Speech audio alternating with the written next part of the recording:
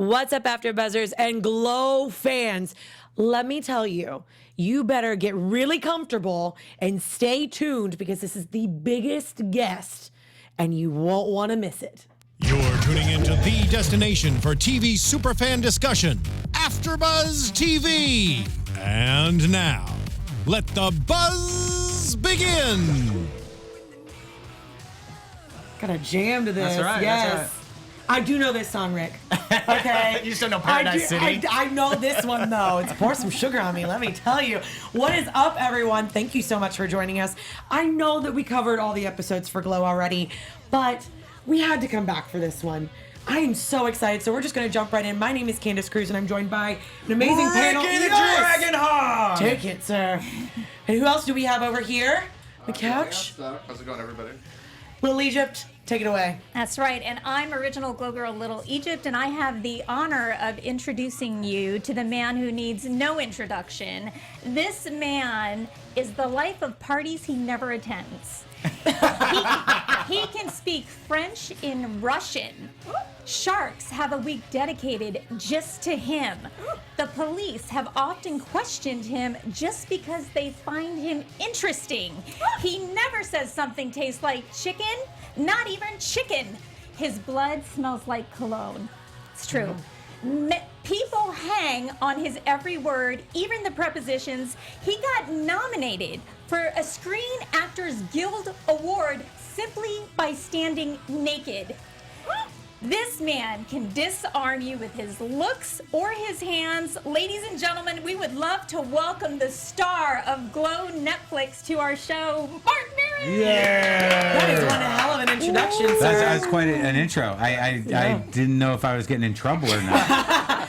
What's it like that your blood smells like cologne? I really want to know. I had no idea that was a reality. I don't know how anyone would find that out. Did you talk to some vampires that I used to date? I Googled best bits for Mark, so it just came right up. I do wear patchouli, so that tends to. So maybe it's in my bloodstream. It would have to be, I think, at this point. Yeah, there you go. Not everyone can wear that stuff. Yeah. Well, I mean, you got to be prepared in case you accidentally have to go to bumper shoot. Yeah, bumper shoot or like whatever. It's more of a hippie girl kind of thing, but I guess I've been wearing it long enough that I've made it my own. Or maybe I have a little hippie girl inside me. I mean, that could be a possibility. Yeah, I feel like it would have to be. Yeah. And congrats, by the way, Thank on you. all of the nominations. That's huge for you I had very guys. little to do with about 8 of them. Well, you were in 2 of them at least. Yeah. 2 out of 8. I think so. 2 out of 10 is great. Yeah. We have casting for comedy series, cinematography for a single camera series, comedy series total, directing for a comedy series, hairstyling, main title design. I did do all the hairstyling. Yeah. I know. I figured you did. No, I didn't. They're geniuses, though. Yeah. Wow. They really hours, are. Hours. At least 3, right? I can average Makeup, 3. production, stunt coordination. Did you get to do any stunts? Not really. I didn't need to be coached on the one time I fell out of the ring. It happened naturally, and they got the one that was real. Yeah. That's perfect. That's awesome. One shot. Yeah. Easy. I tried to do it a couple of times, but I didn't capture the natural humor of actually falling out of the ring. Yeah. That's my favorite bit Yeah. of physical comedy from season 1, by the way. Really? That? It's just like it's pardon my expression if that was real, but it's just so inept that Yeah, I think it was the real one. There's a timing to it. It worked out pretty well. Absolutely, yeah. So what was it like living in the 80s? What was that like for you? Well, I mean, I lived in the 80s for real, but not those 80s. I think like 1980, what are we? It was probably, I think the show's got to be 85, 86. It was 86 to 89. That you guys, the real, Yeah. right. So so I was already 83. I was in my 20s, my late 20s, but I was not, I don't think I was dressing quite like that. I don't think I was that over the top. I think I was doing more of a scruffy thing. But it is weird to be around it again. It's sort of amazing that we just accepted all of those colors without really arguing or questioning that there were certain outfits where you're like, no, that can't have been the way it was. And the hair, like a lot of the hair I remember, but it's like the amount of work and it took for some people to get ready is just crazy. Like in this season when Chris Lowell as Bash is wearing all those layers for prep day. I mean, like I remember dudes doing that, like 2 polo shirts, so you had both collars going and maybe one over it. It was ridiculous. That came back in the 2000s, but not anywhere near what you guys did. with the layering. No, it was like that was. I remember it all seemed very like familiar to me. I don't. It doesn't seem that far away from me. I imagine people that weren't alive during that time, but when I'm on set and stuff and it's around, I'm like, yeah. I mean, I lived through it, and I was a conscious, grown person. So it doesn't. It's not. I'm not wandering around some Martian landscape. Right. So funny. Oh my God. Well, let's talk about Glow and how you got cast for the show, because everyone kind of has their own little story, and yours was pretty simple, actually, wasn't it? Well, I had done 4 seasons of my own show on IFC, and I stopped it because I felt like it was over, and I was not really looking for anything. I do the podcast twice a week, so that takes up a lot of time. I do stand up, and I was kind of looking to take a break, but I kind of wanted to do a show where I didn't play myself. And that script came through my agent, through my manager. So someone got me the script between the two of them. And I just looked at that guy, at Sam's lines and who he was in the script. And I thought, like, I could do that guy. It was very immediate connection to the material. So my agent had me put myself on tape. So I put on a yellow Lacoste shirt that I actually owned. I went down to the store, Society of Spectacle in Highland Park, because I know the women who own it, and I found some aviator glasses because I felt like very strongly about aviator frames. And I read it with my physical trainer, this woman who's also an actress. She read Allison's part, and I have a part-time assistant who shot me on my phone, and we did like 3 takes and sent them in. And they booked me off of that. Please tell me because this is my favorite line in all the series is when you're looking at Alison Brie and you're like, I don't know if you're kind of hot or I want to do you, but I don't know. Please tell me that's what you auditioned with. Yeah, that was one of the scenes. Oh my gosh, because it's so good. I literally, it's like every time I think of you, that's like the one scene that always. It was those scenes, yeah, with me auditioning her and talking to her. Yeah. Amazing. Ruth. That's not a great name, Ruth. Yeah. Yeah, you're so good at that. I love it. You said that you felt an immediate connection to the source material, to the script. I wanted to know if you had any inspirations for the character of Sam Sylvia or anyone in mind as you read that character. No, strangely, being that I was alive then, and I was certainly in the late 80s, I had done my share of coke. I had been, an asshole. I had certainly drank my share of booze. I had been sort of delusional at times about who I was in the world, and somewhat emotionally hostile. So that guy was sort of familiar to me from my own experiences with myself, though he lacks a lot of self-awareness in season 1. In season 2, you find that he's a little more onto himself. I think that the one person that really stuck in my mind as some sort of template or some sort of inspiration was probably my friend Dave Attell, the comedian. Yeah. There's something about his kind of strange emotional disconnect, but weird intensity and his lifestyle as well. Well, we both lived it, but he sort of there was something about his kind of vibe that was in my mind. I don't think I've ever told anybody that. I definitely can see that now that you said that. Oh, yeah? Yeah, for sure. Yeah. And while we're on the subject, you're saying about you sort of saw a little bit of yourself in Sam? Well, yeah, I mean, if you're a certain type of guy, who's lived a certain type of life and you're of a certain age, I mean, you've either got some of that guy in you or you don't. But, I mean, I don't think that guy is that unusual a guy for the time, and even now in a different way. But to be so shameless and brazen, I just don't like. I think he's very familiar to a lot of people of a certain generation, because a lot of people really like Sam, and I'm surprisingly a lot of women really like Sam, and he is, at this particular juncture in culture, around the Me Too movement and some of the stories that are coming out and the way that we're kind of shifting. It's sort of surprising that he represents something that they still find charming, and I think it's because he is somewhat redeemable, and he is, and it's an important character, I think, in some way at this time in history, because the fact that he is redeemable and that he is cranky and a bit of a sexist, but he is somebody who you feel empathy for, and I think that those guys sort of exist. I mean, I think a lot of people knew their dad's friends were like this, and there's something about Sam that I think is not only familiar to me, but I think to a lot of people. Well, I love the character development between season 1 and season 2, and I really, going off of what you just said, I feel like watching it as a woman in the Me Too movement, I realized where a lot of them are coming from, because you almost have this element of like comfortability, like you still trust him, even though he can be, you know, a little rough around the edges. There's something in him, and I think Ruth even shows that by her sticking around him a lot, that there's something in there that like you just want to trust yourself almost, or you want to be a better person, you just don't know how to. Yeah, he's like sort of emotionally hobbled, and it's more of, you know, it's not really a menacing thing. It's more of a sad thing, that there's an emotional disconnect or heartbreak or neediness to that guy, that it's not abusive or hostile in the same way. He's not sociopathic. He's just he's a lonely guy that hides his disappointment through bravado. Yeah, I know that guy. Yeah, I think we know a lot of them. I think there are a lot of them.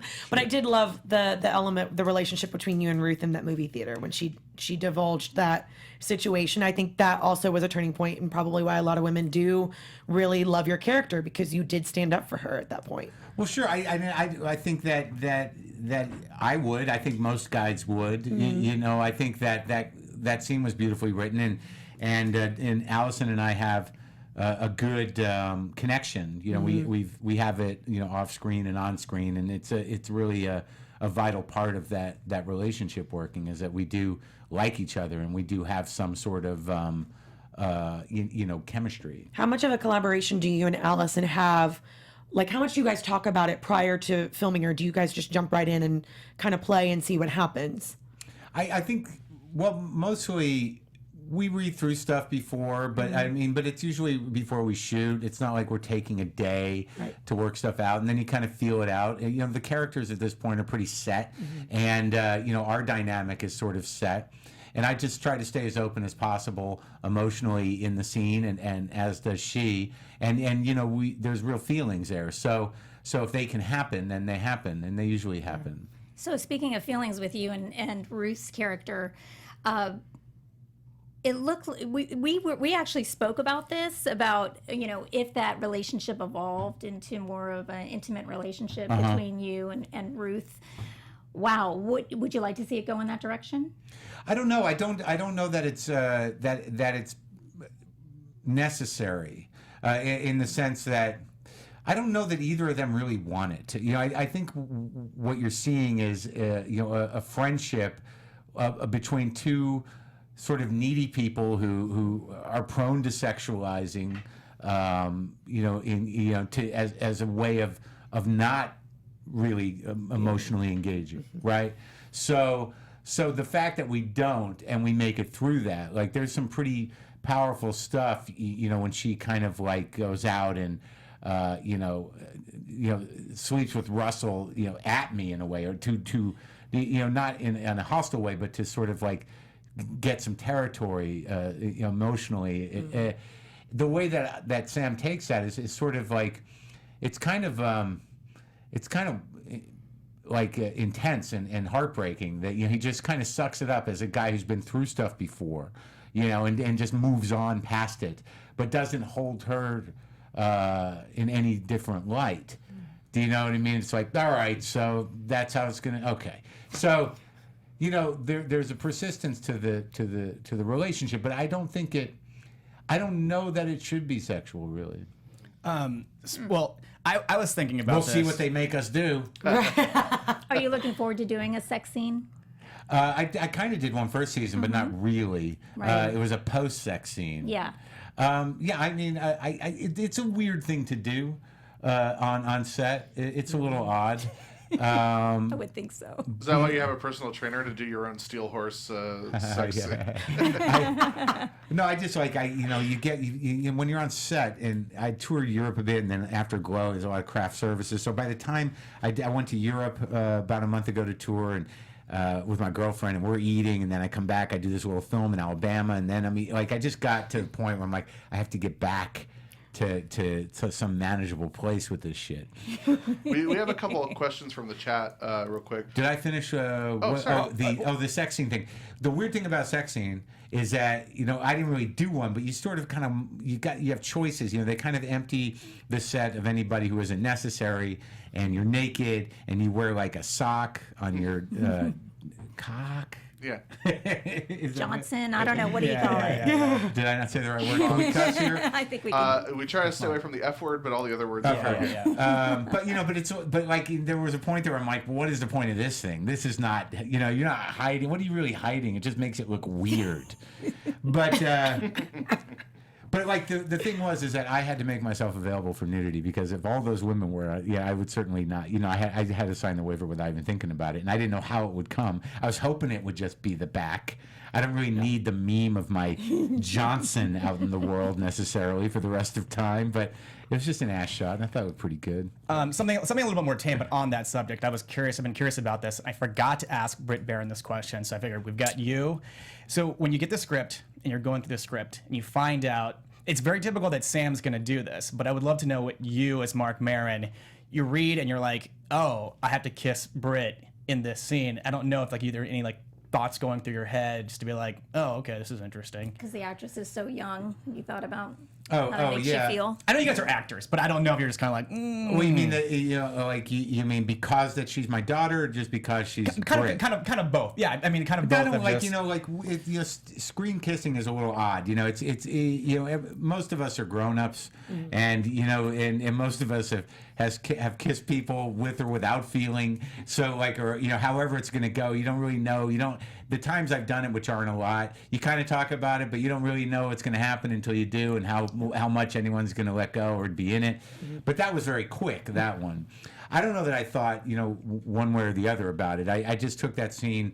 I try to look at what's happening in the scripts. I get the scripts, I read them. I'm not great at reading scripts because I have a hard time picturing things, but I look at the dialogue, and then I kind of just wait till it happens and play it the way it was written, and see what happens on set. I don't put a lot of thought into it. That was a very quick kiss, but what was more important in that scene was for that reaction to happen, for whatever that was. When I find that information out that she's my daughter, what happens in that moment, and you can't really know until you start playing with it. But the kiss, I didn't think one way or the other. I'm not sure. It wasn't that long. It was only a. Oh yeah. He's getting defensive. Well, so was it did you get the script and that's when you found out? Oh, so Britt's my daughter. A lot of people knew before me. I was always the last one to read scripts because it's difficult for me to read scripts. And I usually wait a couple days because they're usually writing during the shooting, and we'll have a couple stacked up. But when I'm in the one we're doing, I'm not reading the other one. Right, I'm going to wait, but everyone else, all the girls are sort of but they read it right away, and oh my God, did you? And I'm like, no, we're still doing this one. Awesome. I don't need to. Awesome. I can't. But also, I feel like you don't want to preempt your performance either. If you're reading the scripts ahead and play the ending, you almost want to play what's right in front of you. Yeah, I think more for me, it's just sort of there's always so much. There's never an end to stuff coming at you to read and do and think about. So it's not. I don't show up and go I didn't read it. That may have happened. It may have happened where I show up and I'm like, I remember this part. But you just focus. You go scene for scene. I know who the guy is. So it's what are we doing here? And the interesting thing about shooting television like this is that each scene is only you're not going to go more than 3 or 4 minutes in a scene. So you kind of you can really focus on it in real time. You can just sort of load up before what you have to do in that moment, and I sort of do that to a fault in some degree. I think next season I need to figure out how to sort of keep the whole story in my head because I think it would be helpful. But I'm very in the present usually. So explain to us the differences for you between acting and comedy, because obviously you're super comfortable with the comedy. It's what you were brought up on, and now you're acting. Well, I mean, comedy is it's its own set of muscles, and I've been doing it most of my life. So I go you know, the stage is very familiar to me. It took a long time, but you know, over time, there's no fear element. It's what you do, and you have a certain amount of as much freedom as you want up there. And once you get control over the craft of it, you know, it's what you do. So, but it is specific. I mean, it's me alone doing stuff that I create in that moment. Acting is different because it's a lot of stopping and starting. It's a lot of, you know, holding certain emotions, holding certain elements of the character, and it's relatively new to me. But I think most of the training that I did was, I did 4 seasons of my own show, and I really didn't know what I was doing going into that, but I wrote and I produced and I acted and I was in every scene of the thing. So it was sort of really a training camp for all that stuff. And I knew the first couple seasons I'd sort of take a hit in terms of getting the hang of it. And I think same with, first season of Glow came out really well. I thought it was great, but you know, it takes a while to settle into a guy. And I think second season, you know, Sam really kind of gets well rounded out, both because of the writing and because of me. But you know, there is sort of a curve on this stuff. You know, for me, anyways. I think people that all they do is act. I mean, it's a different thing. I have to learn how to appreciate the fact that, like, you know, we're going to do this thing.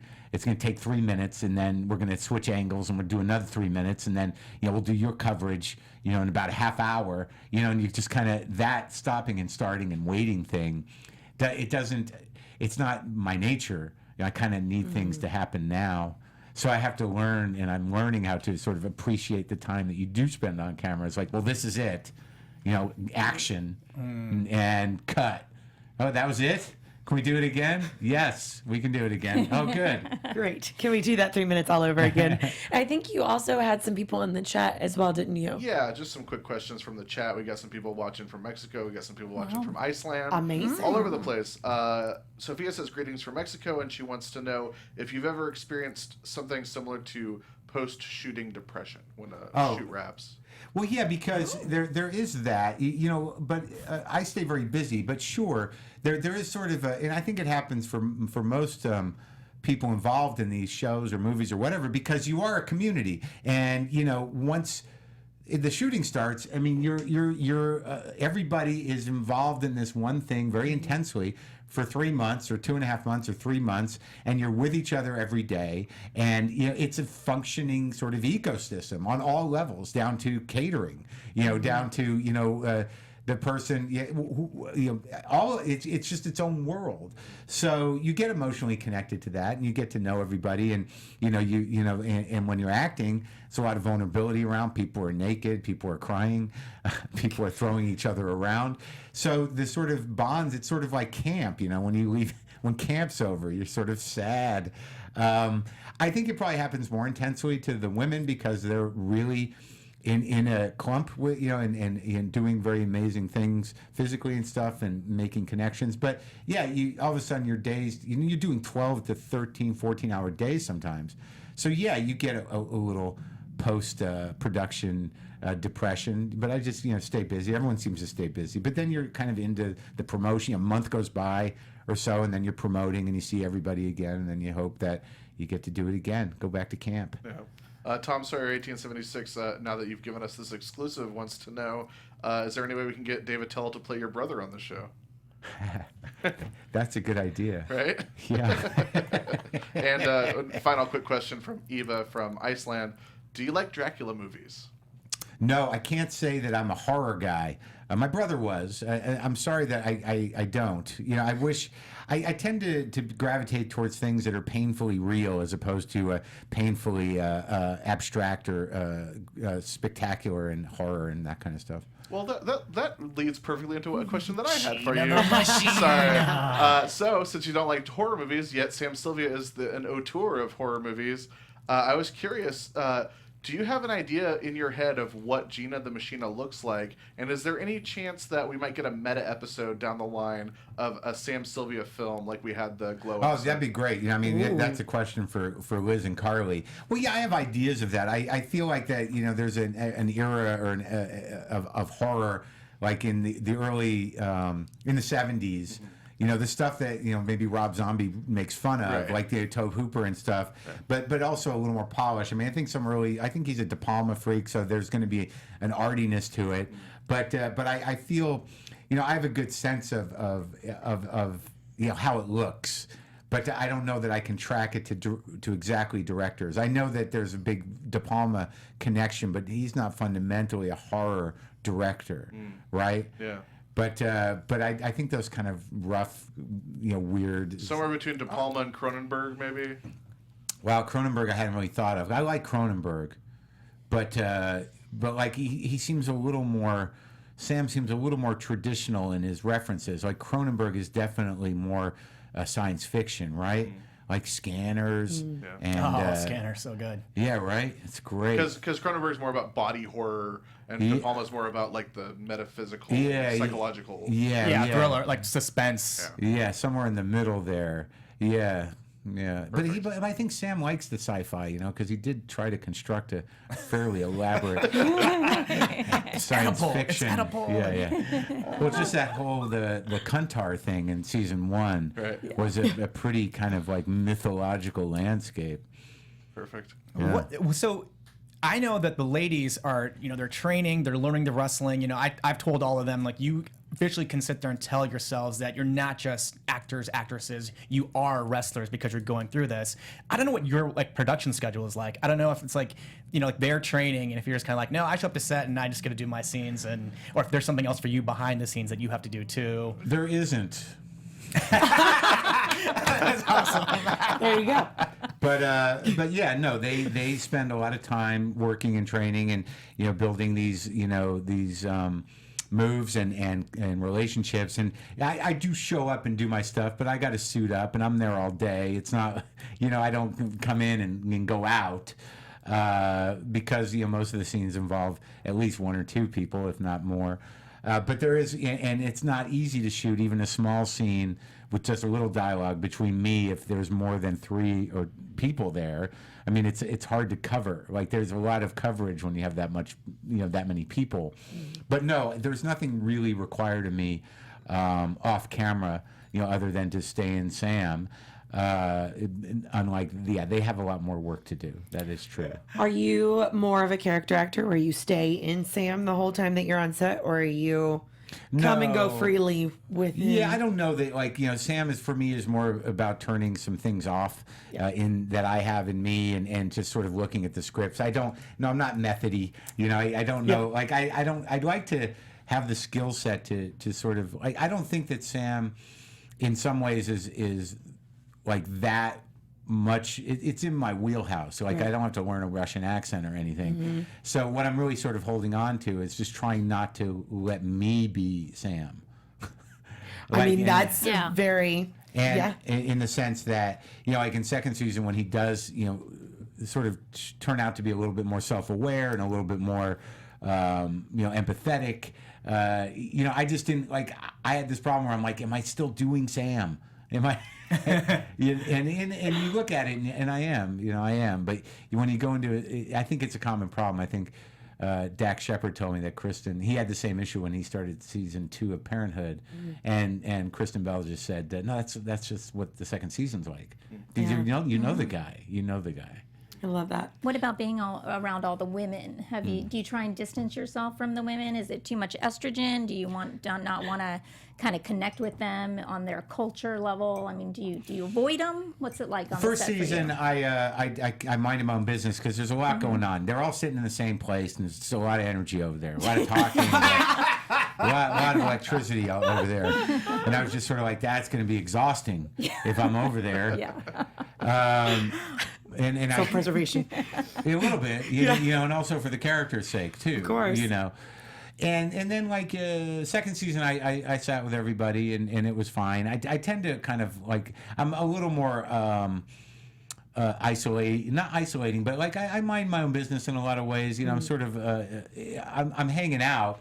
But it's an ensemble show. There's no, nobody's running around, being the star really, and everybody's just sort of doing their own thing. And there's group discussions sometimes, and sometimes not. A lot of people looking at their phones and stuff. But I did integrate last season. Yes. So what's it like when you're watching these girls wrestle? Like for a lot of them, except for Kia, it was their first time wrestling. You're watching them break through their fears, taking bumps. Yeah. Are you proud of them? Oh yeah, no, I get very moved. I mean, I talk about that. Like even when the first season, just at the very beginning, before the wrestling really started, when when Betty attacks Allie, you know, when she finds out about her husband, you know, like I was watching that from up on the stairs, you know, over and over again. And it was like, it got me choked up because the intensity of emotion that comes from that was different, though, than them successfully executing moves, but they're still the same thing. It's almost like watching a ballet or a dance performance or a theater performance.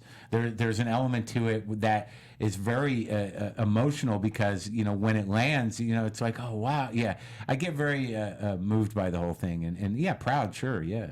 So where are you at with your with wrestling? Were you watching it growing up, or are you seeing it kind of evolve in front of you for the first time? Well, I did not watch when I was growing up. I mean, you know, I'm 54, so I grew up in Albuquerque, New Mexico, and like thinking about what I was doing as a kid, because I get this question a lot, and I'm not a wrestling kid, but back then, you know, I remember like wrestling was not what it is now. I mean, when I was, 63, 73, so when I was like 13 in 1976, it was still, you know, bloody guys in unitards, you know, running around veterans halls, you know, and they would have local wrestling on Sunday, you know, and I would see it from Civic Auditorium, and it was just like, you know, there was no spectacle other than, you know, whatever those guys, you know, brought to it in their little leotards, like so it didn't really register with me. But I do remember seeing Wrestling Magazine at Skaggs Drugstore, and it was just always like, you know, dudes being held with just blood all over everything. And but it did not have the mainstream sort of appeal that I think happened in the 80s, where, you know, like it really became a spectacle that a lot of kids got involved with, that families got involved with, that was very accessible. But when I was a kid, it was still like a regional shit show, and it was very raw. And it just wasn't my bag. But as time went on, my producer of my podcast, Brendan McDonald, you know, he was a wrestling kid, and you know, over the years of us working together in radio and on the podcast, like I have a tremendous respect for him. He's a very brilliant guy, and we've known each other a long time. But he really loves wrestling. So like over the years, whether it be on radio or in the podcast, because of him, I've interviewed many wrestlers. You know. Mick Foley early on when I was at Air America would come in and do bits with us, and I got to know Mick Foley. And then on the podcast, Colt Cabana came in and talked to me about, you know, the sort of resurgence of those independent sort of wrestling stuff. And then I got Punk on because Punk and Colt are buddies, and then Punk was on my show playing himself. And then I talked to his wife, AJ Lee, is that her name? And so, like, you know, over time, you know, and Kia I talked to, I've got to understand wrestling. I got to understand, you know, the spectacle of it, what goes into it, the entertainment factor of it, the sport of it to a degree. But like, I grew to respect it and understand it and see it for what it is. So when I look at wrestling, I see it as live entertainment. Often, to me, it's very similar to comedy in a sense. You're on stage, you're live, you've got to make it happen, you've got to convince an audience. You know, you're selling something. I mean, do you and see that? And also the way it starts, like those like rough rooms that you do, like you know, getting to hone your craft, you know, for 50 people or 20 people, in nowhere, in a backyard or in a small hall. You know, that certainly is similar to the, you know, sort of open mic circuit, or doing, you know, small clubs or as an opener or middle act, learning how to do it. But there is sort of like there's similarities in like what you just said, but there's the fact that you have to sort of like coordinate and, you know, do this dance with someone else, or maybe 2 people or 3 people, or whoever's going to, you know, fly in at any moment with a chair. That's a little different than comedy. You really hope that no one shows up on stage with a chair in stand-up. Yeah. I'd like to see you take a bump. Yeah, it'll probably happen. I assume that. Well, have you never been on a card with Brody Stevens before? Or? Yeah, I have. You know, but yeah, Brody's Brody. Yeah, Brody's his own thing. Sure. But yeah, no, I think that'll probably happen. I can't imagine that they won't figure out a way for me to get in the ring. I would love to see that. Speaking of that, lately, so many members of the cast, ever since season 1 wrapped, really have been involved with WWE. They've been going to WWE events. They've been showing up ringside at events, and they were recently on Monday Night Raw. Drop the mic. Yeah, that's fantastic. But I want to know: have they reached out to you at all? Is there any interest on either side about you? Maybe I haven't really heard. I mean, you know, usually when they're going to go do something, somebody, I think, tells me. But But no, I haven't really had any direct connection. I do know guys who are wrestling fans, and we're all very excited that the sort of authenticity of what we're doing because of Chavo's input has really brought along that fan base. I mean, like, I think that it's a kind of a beautiful thing that they feel respected and understood, and that that we're doing it correctly in terms of how we're showing wrestling and how it's done behind the scenes and what happens in the ring.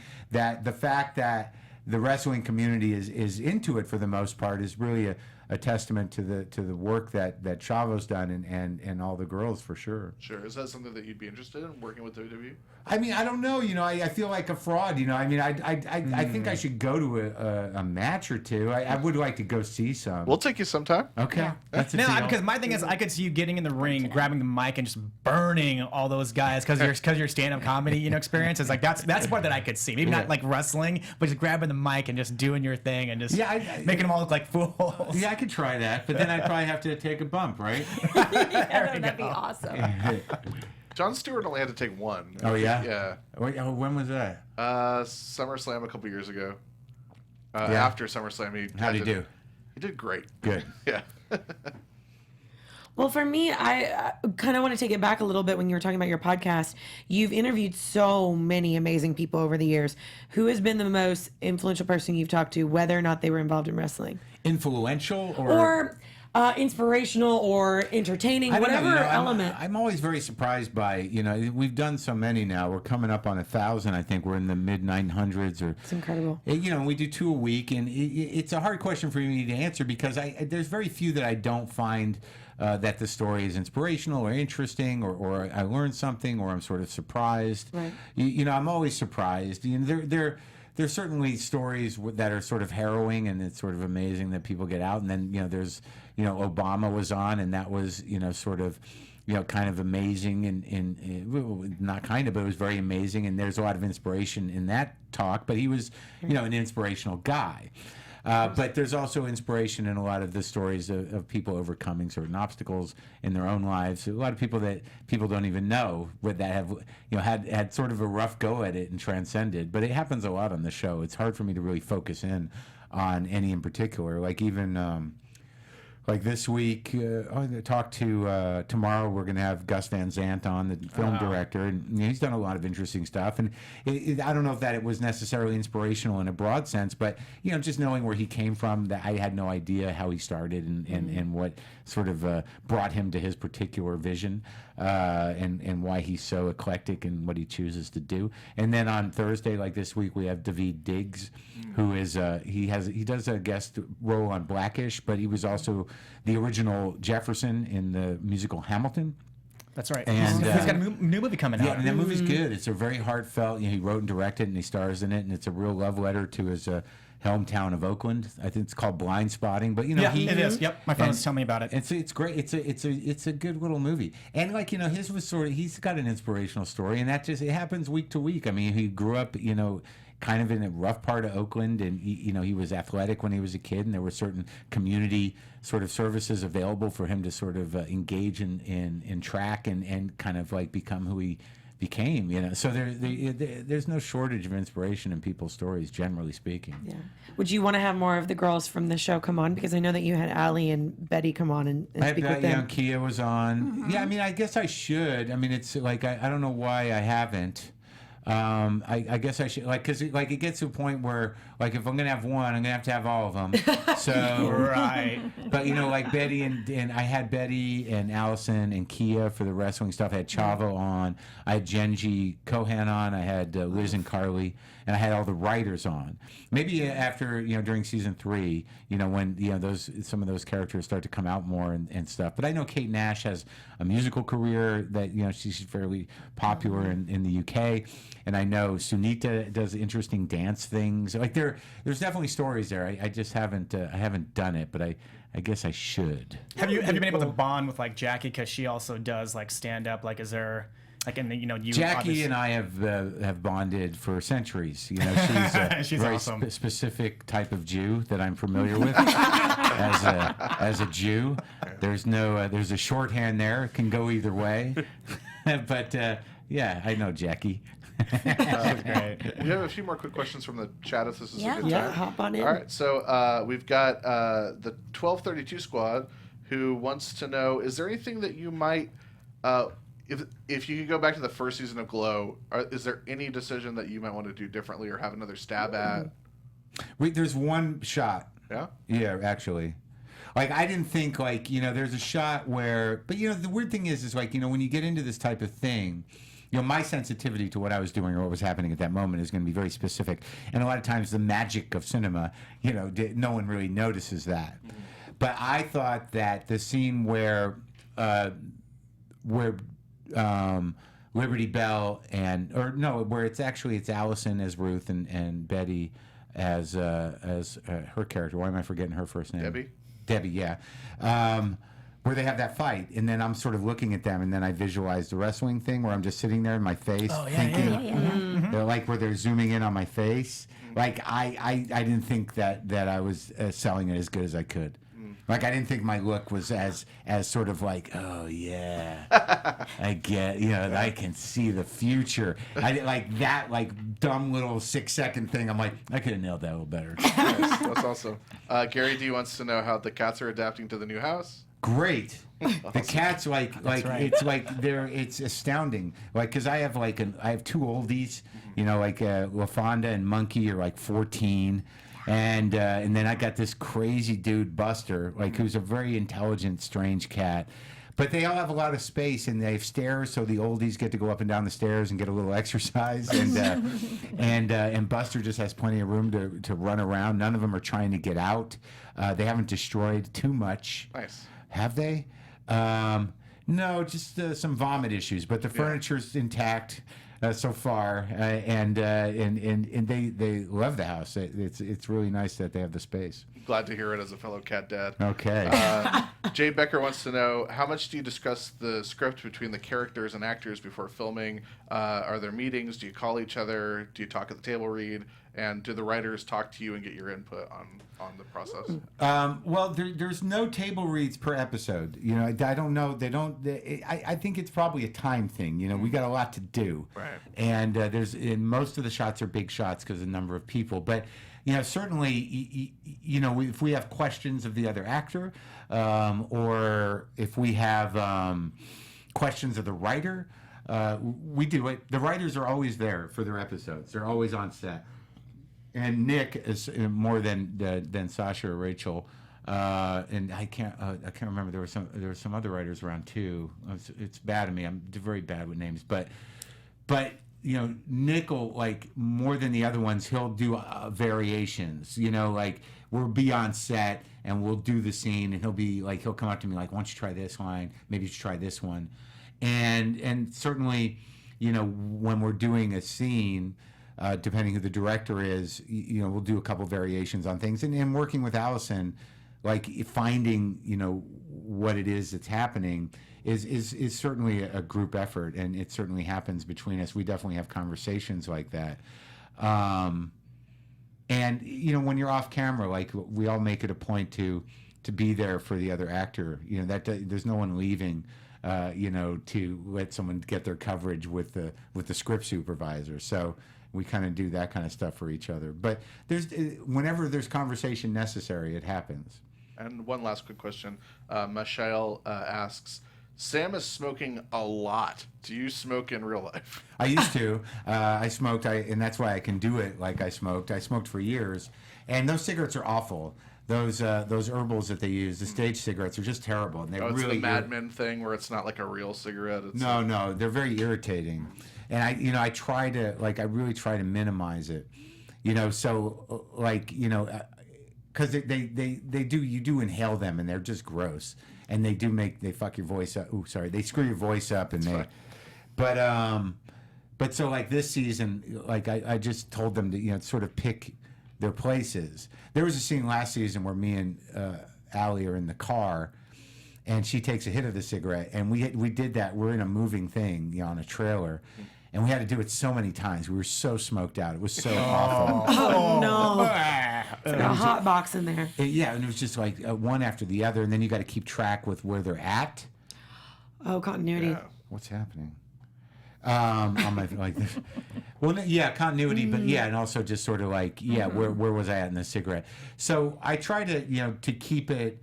I'm definitely not smoking them off camera, and I'm definitely trying to, let them be. It looks like I'm smoking a lot, but like if you really look at how many times I'm on screen and whatever, I was like. At times during the seconds, I'm like, do you want me to smoke? Because I will, but like, it's, but I'll do it. I'll take a hit.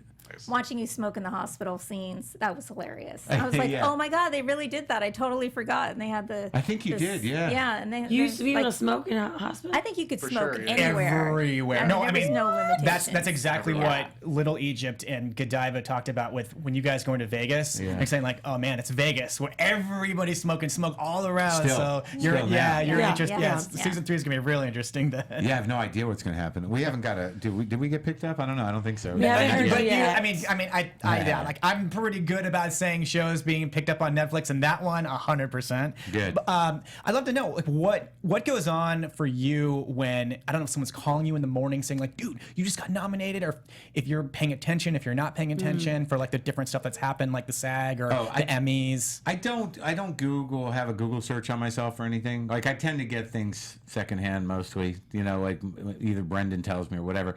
Yeah, being nominated. I was nominated for the SAG Awards and Critics' Choice Awards. I don't know that somebody texted me, but I don't know.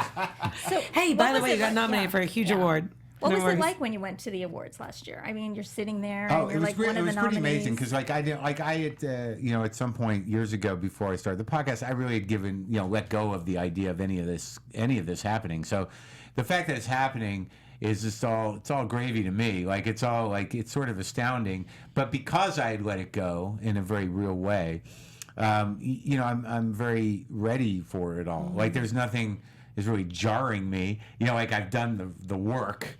Right. I can show up for this stuff. But yeah, the award thing was wild. It was exciting. I had to buy a nice suit, and the SAG Awards specifically, the Critics' Choice was good. I was happy to be nominated, and I didn't assume I would win, and I didn't. But I liked the guy who won a lot, and I was happy he did because he's great. Walton Goggins. Walton is great. Yeah, it's great. He's great, Amazing. and he's so great in that. And then at the SAG Awards, what was great was that it just felt nice to be recognized by the actors. And a lot of them I talked to, like most of them. Well, not most of them, but a lot of them had been in the garage. Like Susan Sarandon was sitting behind me, and I'm like, I know her. Tracy Letts had been in the week before. I'm like, I know Tracy. Like, and Sam Rockwell, I know Sam. Like, I talked to all these people, so like I was able to like sort of like, hey, what's up? Yeah, I'm here now. What do you know? So, but like again, I certainly didn't expect to win, and I didn't, but. When I was at the SAG Awards in my Tom Ford suit, like our table was situated in such a way where, people had to walk to get to other tables. They walked by, and Frances McDormand was coming towards me, and I was like, oh my God, I got to say so. Because I'd like her to do the podcast, but I don't know if she knows me, whatever. But I'm like, fuck it, I'm going to, and I'm like, hey, Frances, I'm Marc Maron, and she's like, I know who you are. And she, and I thought it was because of the podcast, but she goes, you're great on that show. Everyone knew that asshole. So I thought, That's amazing. I thought that's kind of like winning. That was certainly winning. Absolutely. That's an award in and of itself, right? Yeah. Right? Oh, definitely. Yeah. Yeah. I feel like that would be the best award to be nominated for by your peers, and to be able to be surrounded by your peers and to be celebrating all of yourselves. And I was proud of myself, and I think I do a pretty good job as an actor, and I'm definitely getting better at it. I didn't really anticipate being nominated for an Emmy, and I wasn't. But I tried to be. There's certain hoops you got to jump through to try to get your. There's so much content. And I don't even like to use that word. There's so many, and I'm sorry I did.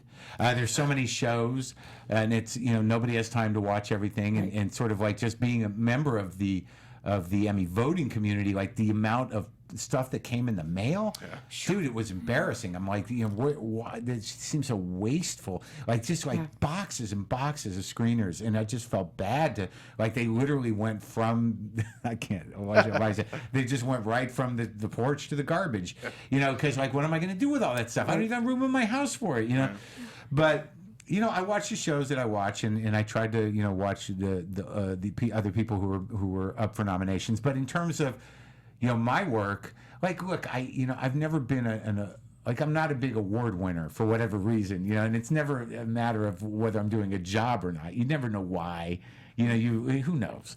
But the point is, like, I know that I'm doing a good job and I'm getting better. I know that the second season, in terms of my acting, was better than the first for me.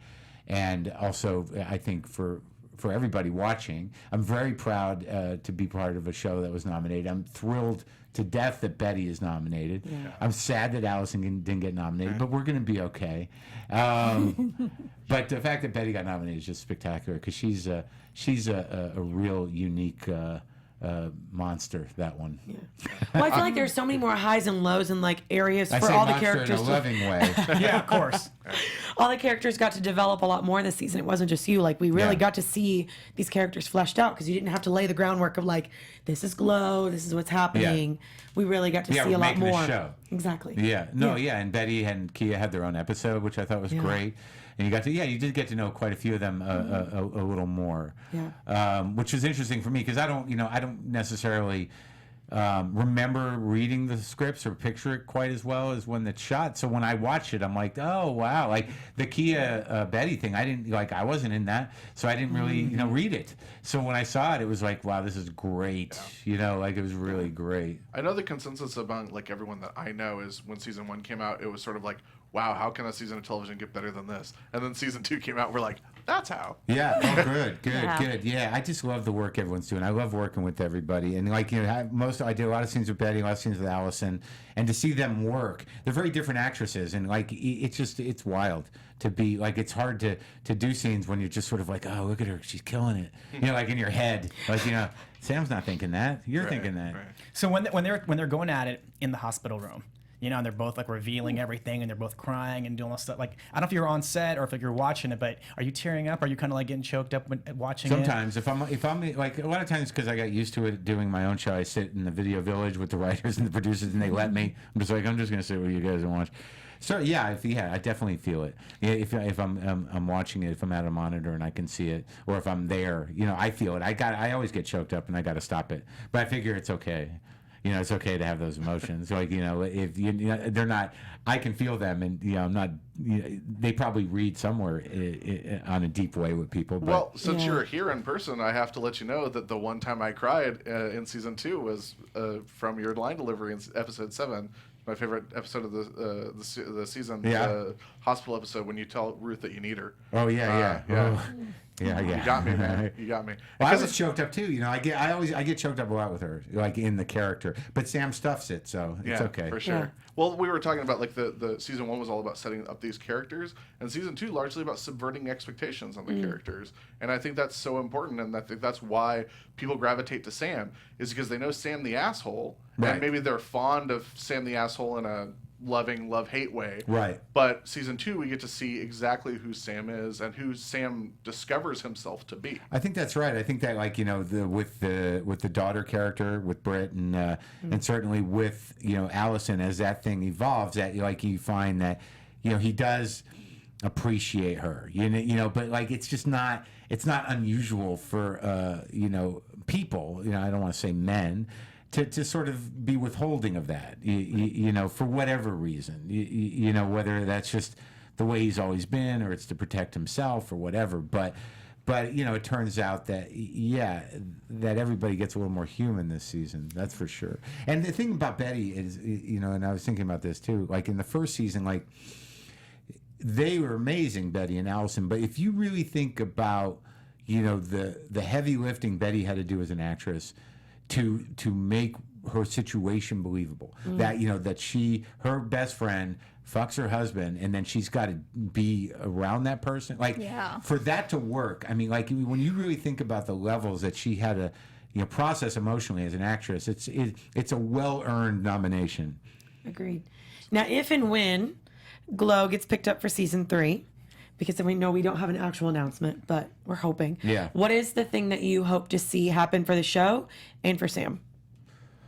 Well, I don't like. I have no idea how Sam's going to handle Vegas. I assume that Sam knows Vegas. I feel like he's been to Vegas. I'm curious to see what they do with Horatio Sands, who sort of shows up. I like Horatio. I like the character. I'd like to see what's going to happen between me and that guy. And also, I'd like to see what kind of trouble. Like, I assume that Sam will have some challenges in Vegas. I'm not sure what they are. Maybe we find out he has this horrendous gambling problem. I don't know, but I think Sam's obviously set up for some other personal fall of some kind. Seems to be what they do to Sam at some point. It's going to be amazing. I'm excited. I cannot wait. That's going to be the best. So I like to. I always have like asking a fun question, and my fun question is knowing what you know about the ladies, both like just the actresses like as themselves and their wrestling ability and what they've learned in the wrestling ring. They at the end of the series there is a battle royal. Yeah. I'd love to know, in your opinion, if there was a real battle royal between those women, who you think would be standing. Oh, who was in the ring at that point? It was Liberty Bell and just in general, if you threw them all in there, like just based on like whatever they're doing, because like Brittany Young came here and she said that it would be Ellen would be the one standing, fortune cookie. I asked Rebecca on the carpet and she said Kia, because Kia's the real wrestler. So like my question is just to figure out, it's just like I like to know every single person. It's like, if they're always going to sit there and say Kia because she's the real wrestler, or if someone has a different opinion of like, no, this person's sneaky, or this person would figure out how to win. Interesting. I don't know. The easy answer would be Kia, but they're all getting sort of very proficient, and they're and Fortune Cookie has a very I'd like to see her style kind of like evolve, because it seems like as wrestlers everyone seems to get their moves together based on what their physical capabilities are, and it becomes sort of their persona in terms of what they are known for. Also, Mariana is a big girl and sort of disarming in a way. Her character is has not been as utilized as it could be. I think that she could be a surprise powerhouse. Vicky Viking. Yeah. Yes. I think Awesome. so. I love that answer. I'm excited to see what the girls do in Vegas. Yeah, me Like too. all the girls. I'm excited to see what everyone does in Vegas. It's a whole nother world. What was it like for you in Vegas?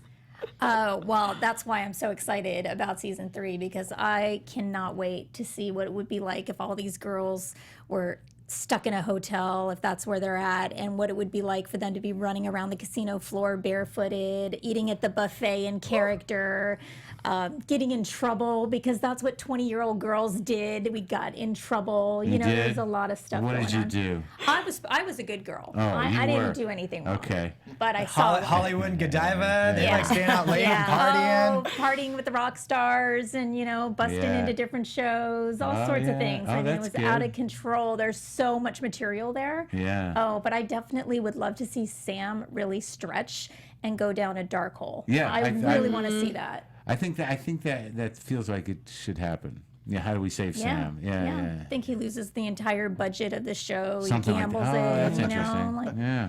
Oh man, that would I be feel- great. And the I girls feel like bring he's- it back out. They have to work for free because there's no money to support the show. But Yeah, it's really he's always about coming teetering together. on the edge of that. I think, Yeah. I feel that might be in the cards for him. I'd have no idea. Yeah. I'm There's up for it, so though. much trouble for Sam. A lot more It's- fake yeah. cigarettes, it feels like.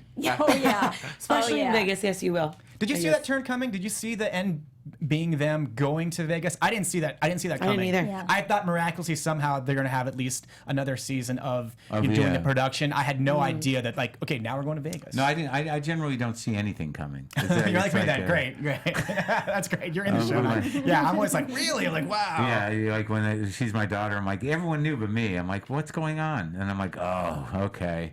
I don't see anything coming. It makes sense. I didn't see it. There's no way to see it coming. That Horatio or that the strip club connection and all that stuff. It just. It was perfect. But we were talking a little bit about that before. That there's some balance. Before we started broadcasting, there's some balance that this show rides a very fine edge in that. Because nothing is really being hidden in how you see these characters, but somehow or another, as dark as things get on the show, it doesn't drag you down. Like you don't you don't feel hopelessness or desperation or in a way that that anyone becomes unsalvageable or pathetic, because there's some line that it rides because of the spectacle of the wrestling and their ability to go into these other characters, which get as much stage time as the real characters. There's this interesting balance happening between the fantastic, spectacle of wrestling and the sort of fairly, heavy real lives that some of them are living. And I know that a lot of the original Glow Girls went through some serious shit, and there was some raw shit going on. And, it doesn't look the same.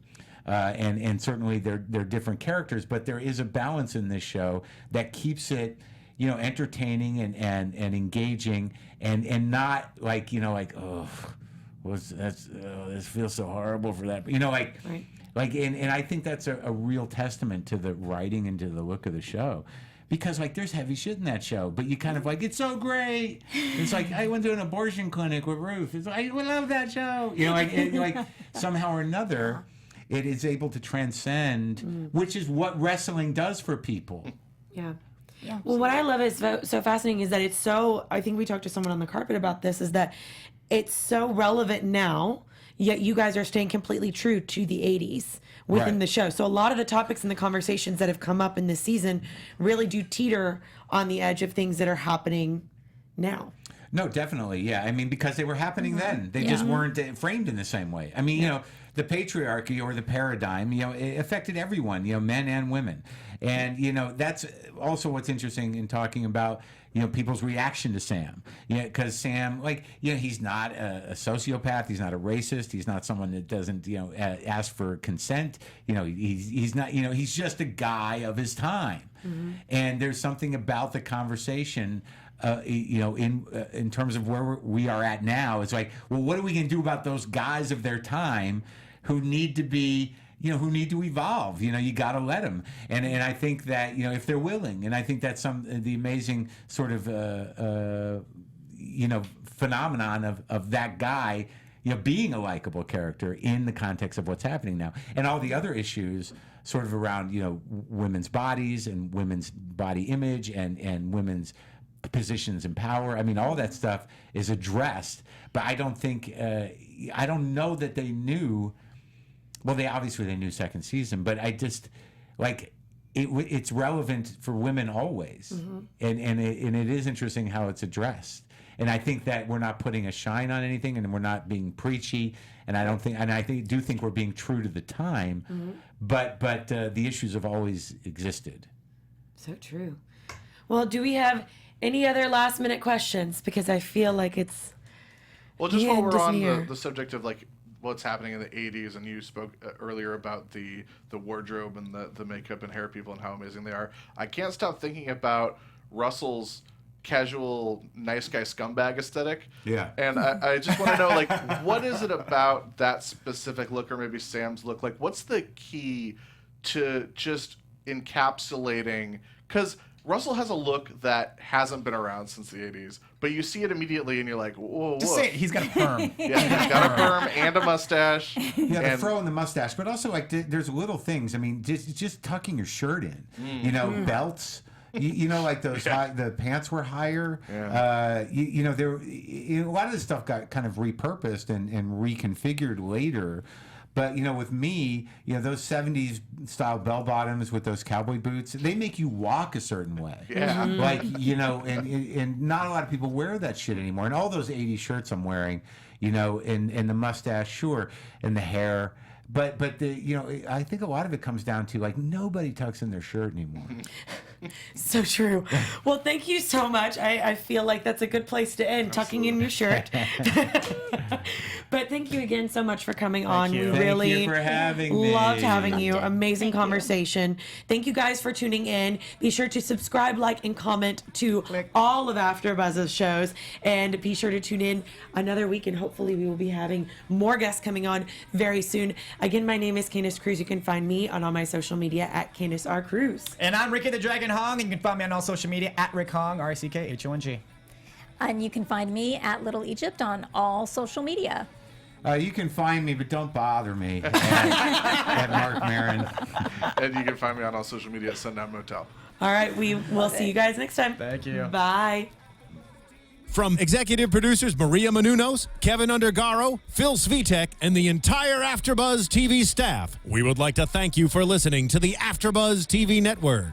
To watch or listen to other after shows and post comments or questions, be sure to visit AfterBuzzTV.com. I'm Sir Richard Wentworth, and this has been a presentation of AfterBuzz TV. Buzz you later. The views expressed herein are those of the hosts only and do not necessarily reflect the views of AfterBuzz TV or its owners or principals.